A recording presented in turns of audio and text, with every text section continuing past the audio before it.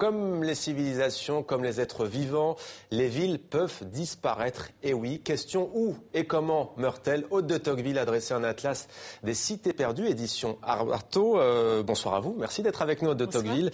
Alors votre atlas des cités perdues, ça relate les destins merveilleux et pourtant, disons-le, bien réels de plus de 40 cités dont les vestiges antiques ou modernes hantent notre planète. Pourquoi cette fascination? J'aime beaucoup les villes. Même les villes, ce sont vraiment des mondes en perpétuelle métamorphose. Mais je crois que j'aime encore plus les villes mortes. Parce que l'imagination, je pense, peut se développer sans limite. Et cette promenade dans ces villes, j'ai adoré la faire. C'est un joli sujet, non? Ouais. Et donnez-nous justement quelques exemples de ces cités rayées de la carte, si l'on peut dire, dont il reste parfois quelques traces. Quelles sont-elles? Oh là là, alors il y a beaucoup de cités, parce que en fait, ce que j'ai voulu, c'est de ne pas parler que des ruines, parce que quand on parle de cités perdues, on pense tout de suite aux ruines romaines, à Angkor, ou aux ruines d'Amérique latine. Et là, ce sont des villes sur tous les continents et qui sont mortes pour des causes très différentes. Alors ça peut être aussi pour des problèmes économiques, donc des villes très récentes, comme par exemple Cesena en Espagne, une ville qui a été construite en 2008 et qui n'a jamais été habitée. Ou alors, il y a aussi des villes qui sont mortes de catastrophes naturelles.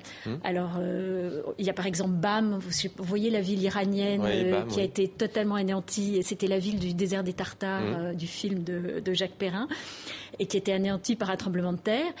Et puis, il y a aussi des villes qui sont mortes à cause de la folie des hommes. Alors, là, il y a Pripyat en Ukraine, mort d'une explosion nucléaire. Au Japon, Ashima Island a été transformé en décor de film. Kolesbukta en Norvège ou Kadikan en Russie, toutes deux villes minières ont été abandonnées dès les derniers gisements épuisés. Ça, c'est une conséquence économique et sociale. Alors, laquelle de ces histoires, de ces cités perdues, vous fascine le plus, vous, Aude de Tocqueville? Alors, si je peux peut-être la ville de Fatehpur Sikri, c'est une ville en Inde qui est pas très loin de Agra, la ville du Taj Mahal. Elle a été construite par un empereur moghol au XVIe siècle. Et c'est incroyable parce que c'est une ville qui, pendant 15 ans, c'est quand même très très court, était remplie d'une garnison, d'un harem, de la cour de cet empereur qui s'appelait Akbar. Et il y a eu un problème d'eau. Les citernes d'eau se sont épuisées au bout de 15 ans et la ville a été totalement abandonnée. Et aujourd'hui, quand on se promène dans cette ville qui est entourée de remparts, on ne voit que de la pierre et du marbre. Et moi, j'adore tout ce qui est minéral. Et il y a un silence incroyable, alors que dès qu'on sort de cette ville, il y a vraiment les bruits assourdissants que vous retrouvez en Inde. Et le contraste est incroyable. Alors, du coup, ça s'apparente aussi à une enquête, l'atlas que vous nous livrez. Qu'est-ce que ça nous apprend au juste sur nous, sur l'être humain ? Mais j'ai l'impression que les villes perdues, et si ce livre marche autant, c'est que ça nous ramène à nous-mêmes. Comme les civilisations, comme nous, une ville, elle naît quelque part, elle grandit, elle meurt, et il y a un côté très... à la fois très poétique et puis aussi tragique, mais c'est nous, c'est notre vie. Et aussi parce que nous construisons ces cités, ces villes au fur et à mesure que les siècles passent, mais que c'est aussi la main de l'homme qui, parfois, le comportement de l'homme qui les détruit, plus que les calamités, non ? Oui, c'est surtout les hommes, ça vraiment, ça c'est vraiment, même les calamités, même c'est nous qui les produisons souvent.